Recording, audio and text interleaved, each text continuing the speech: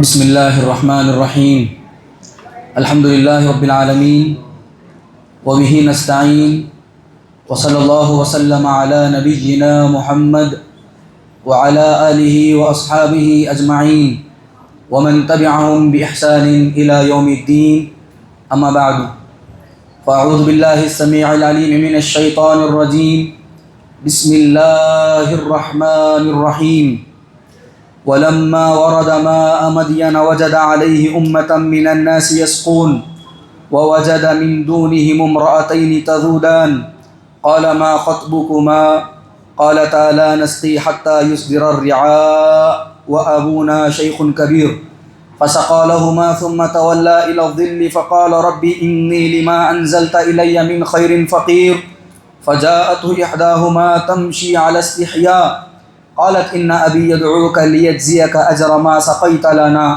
فلما جاءه وقص عليه القصص قال لا تخف نجوت من القوم الظالمين۔ حضرت محترم، اللہ سبحانہ و تعالیٰ کا بے پناہ شکر و احسان ہے کہ آج ہم نے قرآن مجید کا پارہ نمبر 20 مکمل سماعت فرمایا، جس میں سورۃ النمل کی کچھ آیتیں تھیں اور سورہ قصص جو مکمل پڑھا گیا، اور سورہ عنکبوت کا بھی کچھ حصہ آپ کے سامنے تلاوت کیا گیا۔ حاضر محترم، سورہ قصص میں اللہ سبحانہ و تعالیٰ نے حضرت موسیٰ علیہ السلام کا تفصیل سے ذکر فرمایا ہے۔ حضرت موسیٰ علیہ السلام کا واقعہ قرآن مجید میں سب سے زیادہ تفصیل کے ساتھ ذکر کیا گیا ہے دیگر انبیاء کے مقابلے میں، یعنی ہر شق کو، ہر پہلو کو اللہ سبحانہ و تعالیٰ نے ذکر فرمایا۔ آپ دیکھیے، میں آج آپ کے سامنے جو بات بیان کرنا چاہتا ہوں، اللہ سبحانہ و تعالیٰ نے کتنی گہرائی کے ساتھ موسیٰ علیہ السلام کے واقعے کو ذکر کیا۔ حضرت موسیٰ علیہ السلام مصر میں تھے، آپ کی پیدائش سے لے کر آپ کے فرعون کے سامنے کھڑے ہونے تک تو تفصیل سے آپ واقعات سنتے رہتے ہیں، لیکن جو پہلو آج پڑھا گیا اور جس کی طرف میں نشاندہی کرنا چاہتا ہوں، خصوصاً میری اوپر بیٹھی ہوئی مائیں اور بہنیں مخاطب ہیں۔ حضرت موسیٰ علیہ السلام مصر میں تھے، اور جو ہے وہاں پر بنو اسرائیل پر مصری لوگ ظلم کرتے تھے۔ دو لوگ آپس میں لڑ رہے تھے، ایک مصری تھا اور پھر اسی طرح سے ایک قبطی تھا۔ موسیٰ علیہ السلام کو غصہ آیا، انہوں نے قبطی کو ایک گھونسا مارا، وہ آنن فانن وہیں پر ڈھیر ہو گیا، ختم ہو گیا۔ اب ظاہر سی بات ہے، موسیٰ علیہ السلام کا احساس ہوا کہ یہ شیطان کا عمل تھا، مجھے نہیں کرنا چاہیے۔ فرعون کے جو حواری تھے وہ موسیٰ علیہ السلام کو ڈھونڈنے لگے۔ اب موسیٰ علیہ السلام نے مناسب سمجھا کہ مصر سے نکلنا چاہیے، وہ مصر سے نکل گئے، مدین کے علاقے کے پاس آئے۔ جب مدین کے پاس آئے، دیکھیے وَلَمَّا وَرَدَ مَاءَ مَدْيَنَ وَجَدَ عَلَيْهِ أُمَّةً مِّنَ النَّاسِ يَسْقُونَ، وہاں پر کھڑے تھے اور ایک دل میں خوف تھا، ہیبت تھی موسیٰ علیہ السلام کی، کہیں ایسا نہ ہو کہ فرعون کے حواری اور مددگار ڈھونڈتے ڈھونڈتے یہاں تک نہ پہنچ گئے ہوں۔ وہ دیکھ رہے تھے اور ایک جماعت کنویں کے پاس اپنے جانوروں کو پانی پلا رہی تھی۔ وَجَدَ عَلَيْهِ أُمَّةً مِّنَ النَّاسِ يَسْقُونَ وَوَجَدَ مِن دُونِهِمُ امْرَأَتَيْنِ تَذُودَانِ، اور دو عورتیں تھیں اس کنویں سے تھوڑا سا دور علاقے میں الگ اپنے جانوروں کو انتظار میں ٹھہرائی ہوئی تھیں۔ قال ما خطبكما، موسیٰ علیہ السلام ان عورتوں کے پاس گئے، پوچھنے لگے کہ تم دونوں کا کیا معاملہ ہے، تم بھی جاؤ اپنے جانوروں کو پانی پلاؤ۔ تو انہوں نے کہا قالتا لا نسقي حتى يصدر الرعاء وابونا شيخ كبير، ہم اپنے جانوروں کو وہاں پر جا کر پانی پلا نہیں سکتے کیونکہ وہاں پر بھیڑ بھاڑ ہے، یہ لوگ چلے جائیں گے پھر ہم اس کے بعد میں پانی پلائیں گے، اور ایسا بھی نہیں ہے کہ ہمارے والد آئیں، ہمارے والد آ کر بھی پانی نہیں پلا سکتے کیونکہ وہ ابونا شیخ کبیر، ہمارے والد ایک بڑے بوڑھے آدمی ہیں۔ موسیٰ علیہ السلام نے خیر کی خاطر، بھلائی کی خاطر ان کے جانور بکریوں کو لیا، فسقا لہما، ان دونوں کو پانی پلا کر لا کر ان بچیوں کو دے دیے۔ اب وہ پانی پی کر جو جانور ان کے ساتھ چلے گئے، ثم تولی الی الظل، اب وہ نیکی کا کام، خیر کا کام، بھلائی کا کام کرنے کے بعد موسیٰ علیہ السلام ایک سائے کے نیچے آ گئے، اس کا بھی اللہ نے تذکرہ کیا۔ ثم تولی الی الظل، اللہ سے دعا کی، فقال رب انی لما انزلت الی من خیر فقیر، اے اللہ سبحانہ و تعالیٰ، مجھ فقیر اور محتاج بندے کے حق میں جو تو نازل کرنا چاہے، میں نے نیکی کا کام کیا ہے، بھلائی کا کام کیا ہے، مسافر ہوں، مجھے کھانے پینے اور اناج کی اور ایک سکن کی ضرورت ہے، میں خیر کے ارادے کے ساتھ یہ کام کیا ہوں، تو جو نازل کرنا چاہے میرے لیے نازل کر دے۔ بعض ایسے ہی وعاظ اور بعض علماء بھی یہ بات لکھتے ہیں کہ اگر کوئی آدمی کوئی اچھی جاب اگر ڈھونڈنا چاہتا ہے تو اس کے لیے بڑی بہترین دعا ہے، ربی انی لما انزلت الی من خیر فقیر، اے اللہ جو تم اس فقیر بندے کو، محتاج بندے کو اتارنا چاہے تو مجھے نازل کر دے۔ اب یہ کھڑے تھے، فجاءتہ احداہما، اصل میں آج کا میرا موضوع اس آیت کو لے کر ہے۔ فجاءتہ احداہما تمشی علی استحیاء، ان میں سے ایک بچی موسیٰ علیہ السلام کے پاس چلتے ہوئے آئی اور وہ بالکل حیا کے ساتھ چلتے ہوئے آئی۔ آپ الفاظ پر غور کریے، قرآن کیا کہتا ہے؟ کہتا ہے فجاءتہ، ان کے پاس آئی، احداہما، ان دونوں میں سے ایک بچی، تمشی علی استحیاء، اس کے چلنے کا کردار اللہ نے قرآن میں ذکر فرمایا۔ وہ جب چل کر موسیٰ علیہ السلام کے پاس آئی تو وہ حیا اس کے اندر جھلک رہی تھی۔ اللہ اکبر، تمشی علی استحیاء۔ اور اس بچی نے کہا ان ابی یدعوک، ہمارے والد تمہیں بلا رہے ہیں، لیجزیک اجر ما سقیت لنا، تم نے جو ہمارے جانوروں کو پانی پلایا ہے اس کا تمہیں اجر دے دیں۔ فلما جاءه، موسیٰ علیہ السلام ان کے پاس گئے، شعیب علیہ السلام کے بزرگ ہو چکے تھے، موسیٰ علیہ السلام نے پورا واقعہ ان کو سنایا۔ سنانے کے بعد تفصیل بتائی کہ میں مصر میں تھا، وہاں پر جو ہے بنو اسرائیل پر بڑا ظلم ہوتا تھا، میں نے جو ہے ایک مظلوم کے حق میں مدد کرتے ہوئے ظالم کو ایک گھونسا مارا، وہیں پر مر گیا، اب مجھے پیچھے پڑے ہوئے ہیں۔ وقص علیہ القصص، شعیب علیہ السلام نے تسلی دی، کہا لا تخف، ڈرو مت، خوف مت کھاؤ، ہیبت مت کھاؤ، نجوت من القوم الظالمین، اللہ نے تمہیں ایک ظالم قوم سے نجات دے کر یہاں پر پہنچایا ہے۔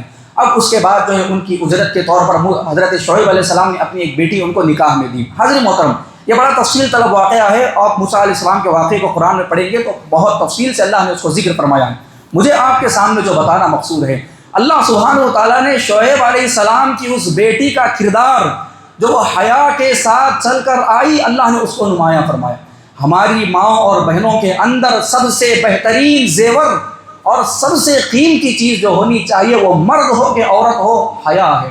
آج ہمارے سماج اور معاشرے میں سب سے مفقود چیز جو نظر آتی ہے، ہماری عورتوں میں، ہماری بہنوں میں، ہماری نوجوان بچیوں میں جو چیز پردہ رہتے ہوئے بھی مفقود نظر آتی ہے، دکھتی نہیں ہے اور دیکھنے سے بھی احساس نہیں ہوتا ہے، وہ حیا ہے۔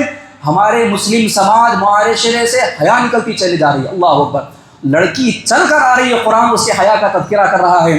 ہمارے پاس عورتیں برقع پہنتی ہیں اور نقاب اوڑھتی ہیں اور ہر طرف سے وہ اپنے آپ کو ڈھانپنے کی کوشش کرتی ہیں، لیکن اللہ کی قسم ان کی حیا اس برقعے میں اور اس پردے میں نظر نہیں آتی۔ اللہ اکبر۔ حاضر محترم، حیا کا معنی کیا ہے اور حیا کا مفہوم کیا ہے؟ حیا برائی، بد اخلاقی اور بے حیائی، برے کاموں سے، اور شریعت اسلامیہ نے جن چیزوں کا آپ کو پابند بنایا ہے ان چیزوں کے دائرے میں رہنا، یہ حیا ہے۔ یہ مرد کے لیے بھی حیا ضروری ہے اور عورت کے لیے بھی حیا ضروری ہے، لیکن مرد کے مقابلے میں عورت حیا کے معاملے میں زیادہ جو ہے پابند ہونا چاہیے، جیسا کہ دلائل آپ کے سامنے ابھی میں آپ کے سامنے ذکر کروں گا۔ آپ دیکھیے محترم حاضرین، اللہ سبحانہ و تعالیٰ نے قرآن مجید میں اور پھر اسی طرح سے نبی اکرم صلی اللہ علیہ وسلم نے احادیث مبارکہ میں حیا سے متعلق بڑی تفصیل کے ساتھ گفتگو فرمائے ہیں۔ ایک حدیث آتی ہے، بڑی مشہور و معروف حدیث ہے، ابن ماجہ کی ہے۔ حضرت انس بن مالک رضی اللہ عنہ کہتے ہیں کہ نبی اکرم صلی اللہ علیہ وسلم نے کہا ان لکل دین خلقا، ہر دین کے، ہر مذہب کے کچھ اخلاق ہوتے ہیں، ان کے کچھ اصول اور ضوابط ہوتے ہیں۔ وخلق الاسلام الحیاء، اسلام کے اخلاق اور پھر اسی طرح سے اسلام کا ایک بنیادی کردار حیا ہے۔ ایک مسلمان کی زندگی سے، ایک عورت کی زندگی سے حیا نکال دی جائے، حیا ختم کر دی جائے تو پھر اس کے اسلام میں کوئی معنی اور مزہ نہیں رہتا۔ اللہ اکبر۔ ایک اور روایت میں آتا ہے، دیکھیے نبی اکرم صلی اللہ علیہ وسلم نے کہا کہ الایمان بضع و سبعون شعبۃ، ایمان کے تقریباً جو ہے 70 یا اس سے کئی زیادہ شاخیں ہیں۔ سب سے بلند جو شاخ ہے وہ کلمہ لا الہ الا اللہ ہے، اور سب سے جو ہے نچلی شاخ ہے وہ راستے سے تکلیف دہ چیز ہٹانا ہے۔ اس کے بعد کہتے ہیں والحیاء شعبۃ من الایمان، اور حیا بھی ایمان کا حصہ ہے۔ ایسا نہیں ہے کہ عورت کہے کہ میں اپنے سماج اور کلچر میں رہتی ہوں، یہاں پر اسی طرح سے رہنا پڑے گا، یہاں پر برقع نکالنا پڑے گا، یہاں پر جو ہے غیر محرموں سے ملاقات کرنا پڑے گا، میں اس سماج میں رہتی ہوں جہاں پر اپنے حیا کی حفاظت نہیں کر سکتی۔ اس کا مطلب یہ ہے کہ وہ اپنے ایمان کی حفاظت نہیں کر رہی ہے۔ الحیاء شعبۃ من الایمان، حیا ایمان کا حصہ ہے، یہ نبی اکرم صلی اللہ علیہ وسلم نے بات بیان فرمائی۔ حضرت محترم، پرانے انبیاء میں ایک بات بڑی مشہور و معروف تھی، نبی اکرم صلی اللہ علیہ وسلم نے کہا ان مما ادرک الناس من کلام النبوہ، آپ انبیاء علیہ السلام کی گفتگو میں، بات چیت میں اس بات کو بڑا عام پائیں گے، ان کے پاس یہ بات معروف تھی اور شریعت اسلامیہ میں بھی اس بات کا لحاظ رکھا گیا، اذا لم تستحی فاصنع ما شئت، اگر تمہارے پاس حیا نہیں ہے، اگر تم اللہ سبحانہ و تعالیٰ سے، بندوں سے، اپنے نفس سے حیا نہیں کر سکتے، فصنع ما شئت، جو چاہے کرو. جب حیا ختم ہو جائے تو پھر آدمی جو ہے کسی چیز کا پابند نہیں رہتا. تو ایک اور روایت آتی ہے، حضرت سلمان رضی اللہ عنہ کہتے ہیں ان اللہ تعالی، اللہ سبحانہ و تعالیٰ اگر کسی بندے یا اگر کسی بندی سے برائی کا ارادہ کرنا چاہتے ہیں اور اس کو ہلاک کرنا چاہتے ہیں، اس سے حیا کو ختم کر لیتے ہیں. اللہ اکبر. یہ ہمارے مسلم سماج اور معاشرے کی ایک بہت بڑی ایک افسوسناک حالت ہے، تصویر ہے. ہمارا سماج معاشرہ دن بدن ہر حالت میں بے حیا ہوتا جا رہا ہے. آپ دیکھیے ہماری شادیوں کا معاملہ دیکھیے، آپ ہمارے فنکشنوں کا معاملہ دیکھیے، آپ ہمارے بازاروں کا جائزہ لیجیے، آپ ہمارے چلتے پھرتے گلیوں کے ذرا حالات کا جائزہ لیجیے. دن بدن ہمارے معاشرے میں لڑکوں اور لڑکیوں میں بے حیائی پھیلتی جا رہی ہے، اور بے حیائی پھیل رہی ہے یہ غلط ہے. اس سے کہیں زیادہ یہ خطرناک بات ہے کہ اس بے حیائی کو ہم خیر پر اور بھلائی پر اور سماج اور کلچر کے نام پر جو اس کو پروموٹ کر رہے ہیں.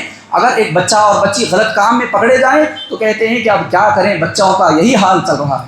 ماں باپ اتنے بے حیا ہو چکے ہیں، ان کے اندر سے حیا اتنی ختم ہو چکی ہے کہ وہ بے حیائی کو بے حیائی نہیں سمجھتے، بلکہ یہ سمجھتے ہیں کہ یہ ہمارے سماج کا ایک حصہ ہے، اس کو یوں ہی جاری رکھنے دیا جائے. امام احمد بن حنبل رحمۃ اللہ علیہ کہا کرتے تھے اذا نزع الحیاء من الانسان نزع منه الخیر، اگر کسی بھی بندے سے حیا کو کھینچ لیا جائے، حیا کو ختم کر دیا جائے تو اس سے پورے کا پورا خیر نکل جاتا ہے، کوئی خیر پھر اس کے بعد باقی نہیں رہتا. فصنع ما شئت، نبی نے جو کہا نا، حیا جب ختم ہو گئی تو پھر جو چاہے کرو، اس کے بعد تو پھر جو چاہے کر سکتے ہو. شیخ عبد الرحمن بن ناصر السعدی رحمۃ اللہ علیہ بڑے پتے کی بات کہتے ہیں کہ الحیاء من الاخلاق الفاضلہ، حیا یہ ایک بہت بڑے اخلاق کا نام ہے. وہ خصوصاً فی النساء، اور خصوصاً عورتوں میں حیا نمایاں ہونی چاہیے، دکھ کر آنی چاہیے. ان کی چلن سے، ان کے کردار سے، ان کے لباس سے، ان کی گفتگو سے، اور پھر اسی طرح سے ان کے ایک چھوٹے سے چھوٹے عمل سے حیا ظاہر ہونی چاہیے. اللہ اکبر. کیسی حیا؟ میں کچھ مثالیں آپ کے سامنے دیتا ہوں. حضرت محترم آپ دیکھیے حضرت مریم علیہ السلام کا قصہ اللہ سبحانہ و تعالیٰ نے سورہ مریم کی آیت نمبر 19 اور 22 میں ارشاد فرمایا. فرشتے نے آ کر حضرت مریم علیہ السلام سے کہا کہ اے مریم، اللہ سبحانہ و تعالیٰ کے حکم سے آپ کو جو ہے ابھی حمل ٹھہرے گا اور آپ کو ایک بچے کی ولادت ہوگی. مریم علیہ السلام پریشان ہوئی، حالانکہ ان کو معلوم تھا کہ یہ اللہ سبحانہ و تعالیٰ کی طرف سے حکم ہے، لیکن ایک عورت کی حیا ہوتی ہے.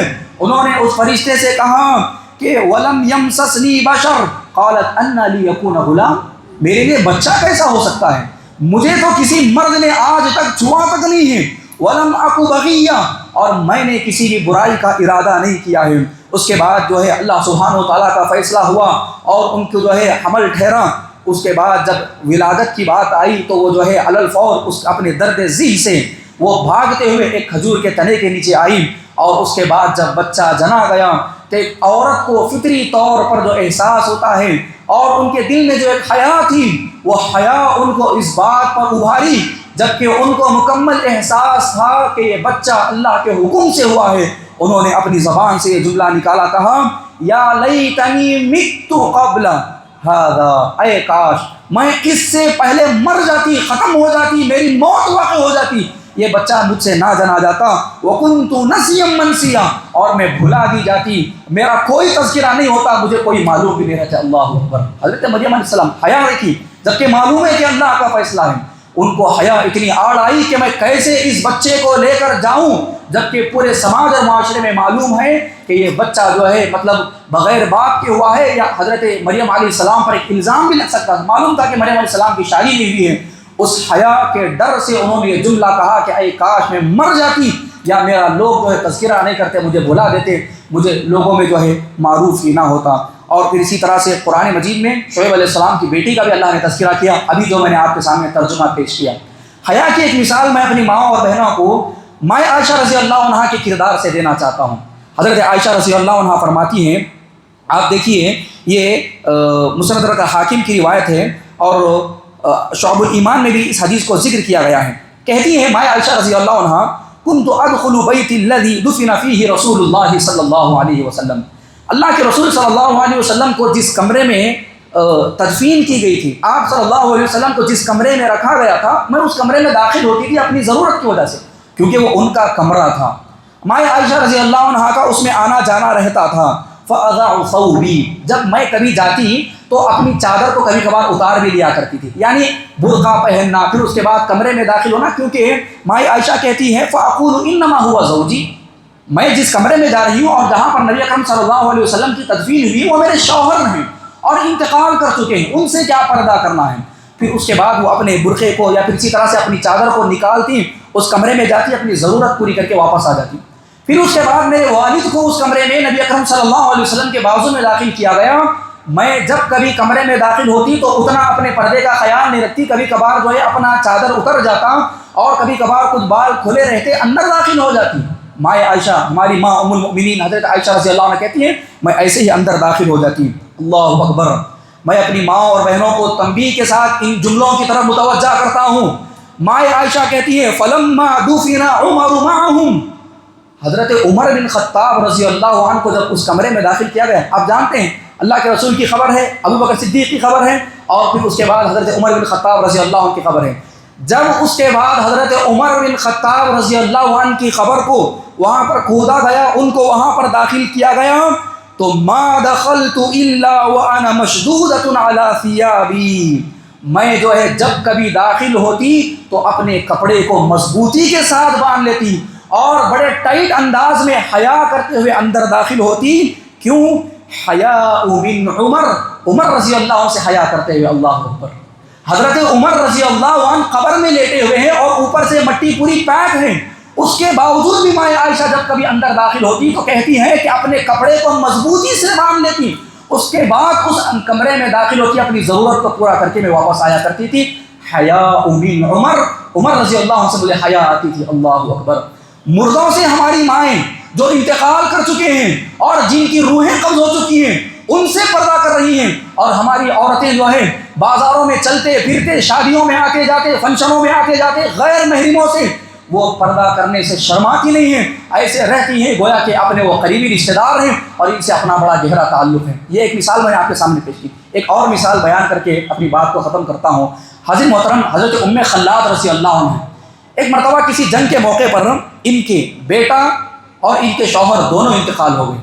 ام خلاد رضی اللہ عنہ وہ کہتی ہیں کہ جیسے ہی مجھے اس بات کی خبر ملی کہ تمہارے شوہر اور تمہارے بیٹے انتقال کر چکی ہیں تو علی الفور وہ اپنے گھر سے برقع پہنتے اور اپنے سر پر چادر اوڑھ کر نقاب پہن کر مکمل پابندی کے ساتھ وہ گھر کے باہر نکلی کہ جنگ کا کیا معاملہ ہوا ہے کہ میرے شوہر کا اور میرے بیٹے کا انتقال ہو چکا ہے۔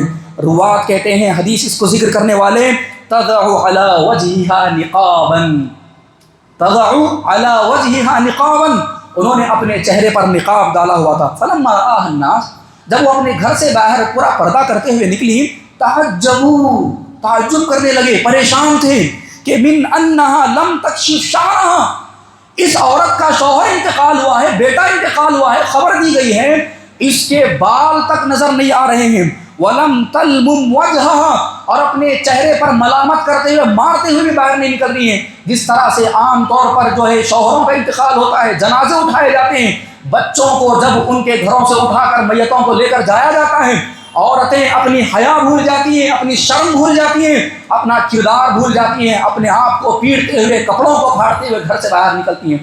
ام خلاد رضی اللہ عنہ کو لوگوں نے دیکھا، نہ ہی ان کے بال نظر آ رہے، نہ ہی چہرہ نظر آ رہا ہے، نہ ہی اپنے منہ پر وہ بار بار مار رہی ہیں۔